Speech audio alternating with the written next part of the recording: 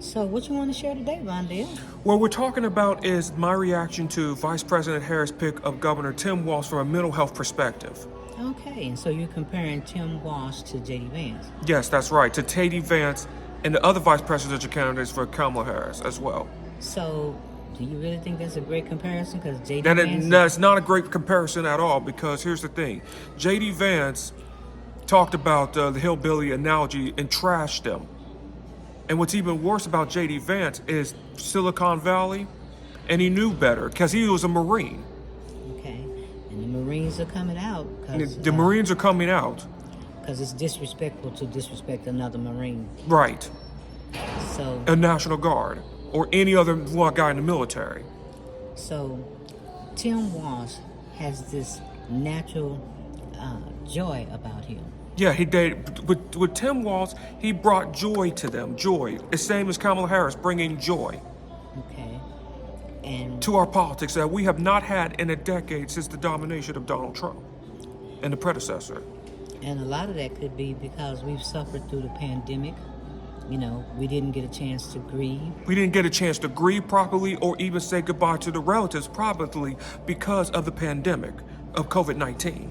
And we quickly forget all of this happened 2020. on whose clock? On the predecessor's clock. We forgot what happened. But I'll never forget. And so not only, as Bernie Sanders would say, you would look at this, and so profit was put over the people, and we lost a lot of people, and it shouldn't have been that way. So, for as J.D. Vance and billionaires, they're mostly geared toward the what? Profits. Mm-hmm. Profits over people. And deregulation. And deregulation. And so when you see Tim Walz out there on the stump, you know... He's relatable. He's like America's dad. He was a coach, he was a National Guardsman, and he was a teacher. And if you look at Tim Walz's finances, he don't own no stocks, he don't own no bonds, he didn't own no real estate, nothing. And with his wealth is actually below most Americans. Below that. That really just shows you how real the person that he is. And you know, notice too, there's an underrated nugget about Tim Walz. He sold his house for below value, for below asking price when he was the governor of Minnesota. Okay. And so even with Kamala Harris coming in, picking Tim Walz, how do you think the nation, and it doesn't even seem like Democrat, Republican, it feels like a real movement. And it's like a real movement because they're tired of the predecessor. And the predecessor, he is the person with, he's the king with no clothes on, right? Right, he's the king with no clothes. He's the king with 30,000 lies, and he lies so many times it's not even funny. How is it possible for him to sit down? And not only that, has 34 felonies, that's just in the state of New York. He has 51 felonies coming up in the documents case and the 91 cases for the insurrection on January 6th. And so the people really need to see the king with no clothes, because he's butt naked, and we stripped away all his fakeness, because he's not a problem solver. No, he's a problem creator. Total chaos. He is what Jeb Bush calls the chaos candidate and the chaos president. Okay. And so, do you think, and they keep asking this question because we looked at Ari Melber with, what's his name, Miller? But yeah, Miller, he's an embarrassment to Jews. He really is an embarrassment. And he still didn't say if this particular election, if they do win, would they validate the election? They would not validate the election. They're going to do the election like what they did with Russia or what they're doing in Venezuela. That's what they're going to try to do. Or even with Cuba, for instance, and other dictatorships, in Belarus. And they're even monitoring also after their boy, Benjamin Netanyahu, Israel's prime minister. Wow. But just getting a feel of Walz and Harris on the stump, you know. It's a joy, it's a connectivity. Yeah, because you can't go out and can't develop the friends and relationships. Not only the friends and relationships, you have to not only develop the friends and relationship, but talk to them to that level. And that was the problem with Senator Mark Kelly in Arizona. The problem with Mark Kelly was, yeah, he would have been good for Kamala Harris and loyal, but the problem was he was an astronaut, okay, and a military guy. But the problem was he had that astronaut, that brain of Elon Musk. We're not going to compare him to Elon Musk. We're going to give Mark Kelly more credit than that. More credit than that, but he's a space exploration. And a lot of people don't know the terminology for space exploration. You have to be really smart to travel out of space. Okay. And I think Mark could break it down to a level where we can understand, because he's genuine. He's a very genuine person, but he's just going to have to improve his speaking skills and breaking it down to the average human. You know, to the average human. They say, let's keep it simple. Let's keep it simple, silly, or let's keep it simple, stupid. And now the message is for the Democrat is. And it's not only over for the Republicans, it's also over for the corporate elites in the Democratic Party. And the coastal elites, and looking down on rural America, which we've been losing elections because of it, which is giving desperation to the Republican Party because of desperation. Did you mention go over there with Wallace on my man? Did he go over there with the predecessor? Yeah. In his camp? Yeah, so in the predecessor of his camp, it's over for the coastal elites of the Democratic Party. Oh, okay. That means you have to talk with them in a normal human way and connecting with people. And it also means that the Democratic Party understands messaging for the first time. Because we were losing the messaging war since 1972, since the memo of Fox Noise with Roger Ailes. And where is Roger Ailes? Did he get any time? Roger Ailes is passed away. Rest in peace. Oh, okay. I'm thinking about somebody else. Oh, all right. Rest in peace. Oh, okay. And so basically, the message now is reaching millions of people because it feels like we can actually communicate and come together and talk to. We have to talk to each other and listen to each other, not be talking at each other or above the level. Above the level was like the coastal elites of the Democratic Party. And that's another problem with Josh Shapiro in Pennsylvania. He relates to more of the suburban Democrat, but doesn't relate to the rural Democrat. But you know, even looking at Shapiro and looking at Kelly, they have a good team, a dream team. You kind of give you hope that even if they didn't come up, they'll come up again maybe in 20 what? Maybe in 2028 or 2032, but I'm not a fan of Shapiro that much because he has a lot of baggage. Well, and if... because he is like in a hurry. He's like similar to Obama in a way, but he's more like a Galvin Newsom in a hurry to be president. And I don't like guys like that. I can't relate to guys like a Galvin Newsom or Josh Shapiro. I just can't, as a Midwestern Democrat, progressive left myself, and a unique ability.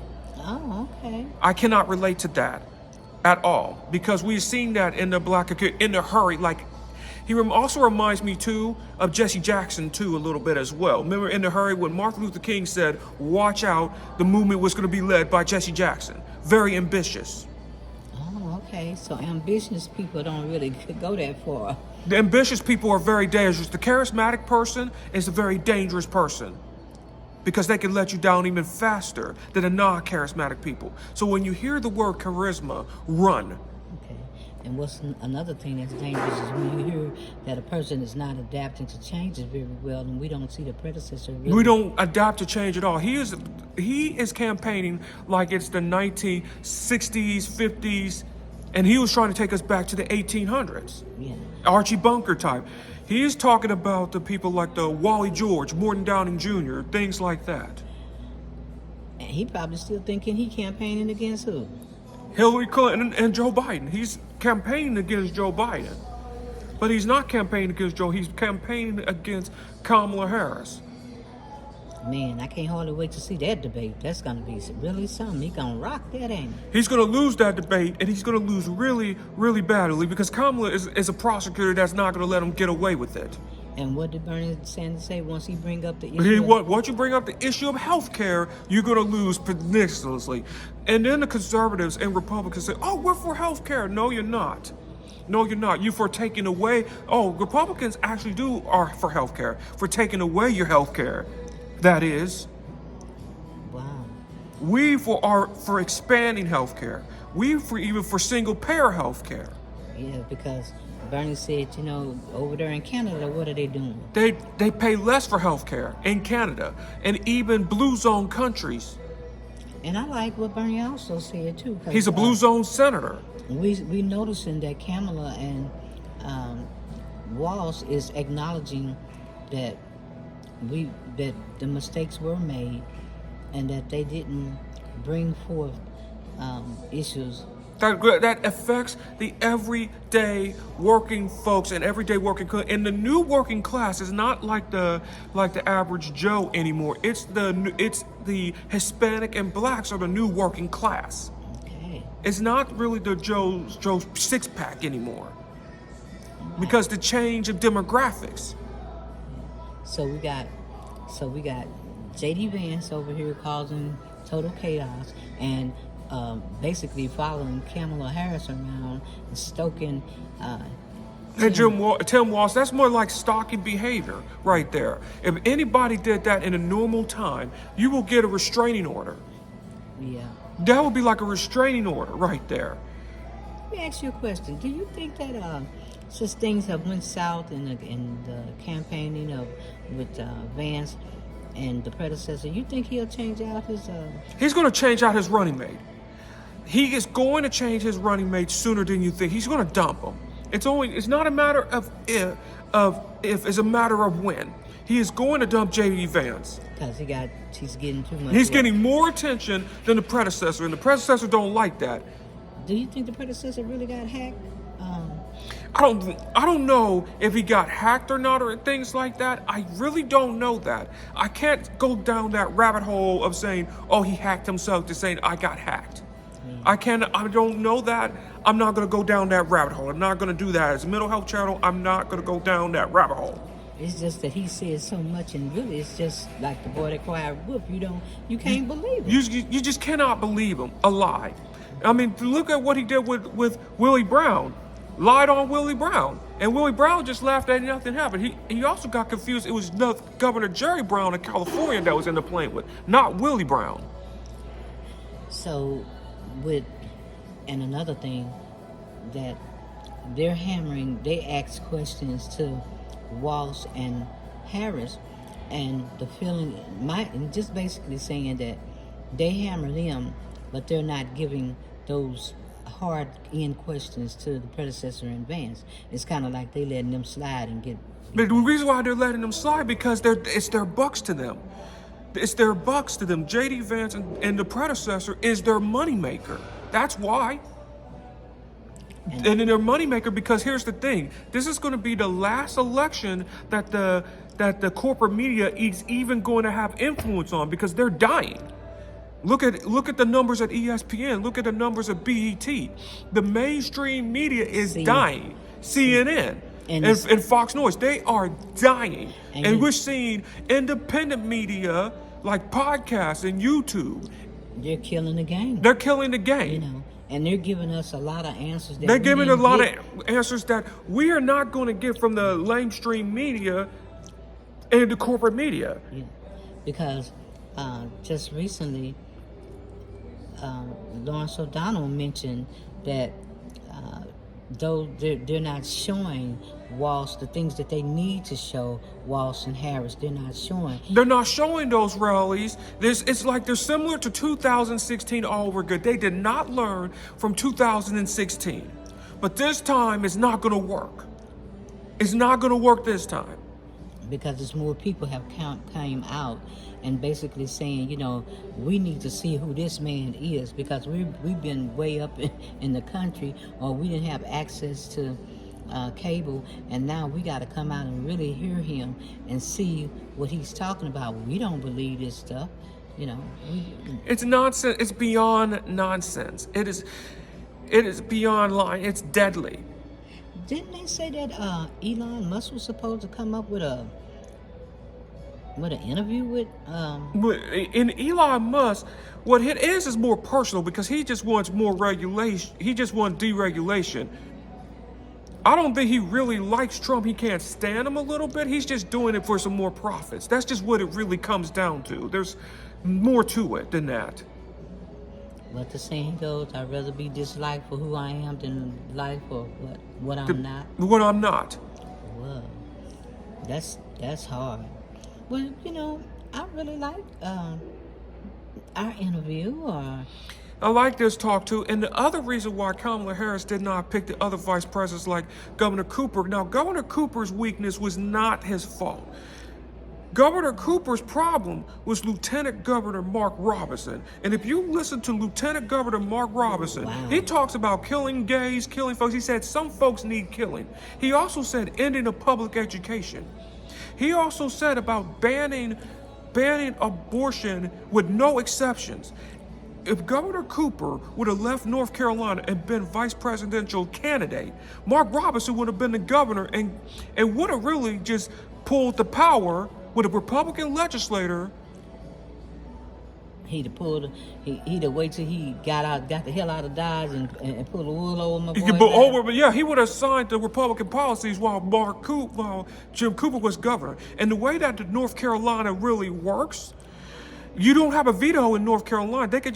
You can veto bad legislation in North Carolina. All you need is just a majority, and they just overridden you right there. It's not a super majority. And the lieutenant governor and the governor is separate in North Carolina. Okay. So, on today's note, how you want to end? What I want to end is that Kamala Harris and Tim Walz has brought joy to not just politics. Kamala Harris and Tim Walz has ended an era of the coastal elites in the Democratic Party, where you don't have to go to Yale or Harvard to be successful. You don't have to be. You can go to HBUs. You can go to the National Guard, or there are other ways you can be more successful in life besides being an attorney, going to Harvard or Yale. And it also says, keep things simple. And stop writing off rural America. Stop writing off 50 states. And I will tell to progressives that we need to build a system so we never allow people like the predecessor to rise again. Okay? And we're going to end this with one of your favorite songs by Sly and the Family Stones, because you like to rock the old school music, because... Stan. Yeah, we can sing Stan, and we don't have to sing it. But also with Sly's song, we're everyday people. We're everyday people, and which is very so true. Everyday people. Look at. I can't sing it to you because I don't know the words to it. But listen, go listen to Sly Stone's family. Have a YouTube moment. And Google that, because this is a lot of music out there with Kendrick Lamar and Drake and all that, but they got a lot of messaging songs. And some of the things from the old school has a lot of messaging in there. Although the newer school has some messaging in there too, I listen to a lot of older stuff for the messaging. Yeah, and was one way that you learned. That's what I learned, was to the soul music, and that's one of the things I get from my dad, was the soul music. All right, so on that note, we're gonna leave out with Sly and the Family Stones. The song was Everyday People and Stand. And Stand. Get out and vote. Take a stand like your life depends on, because it really does. And we're out.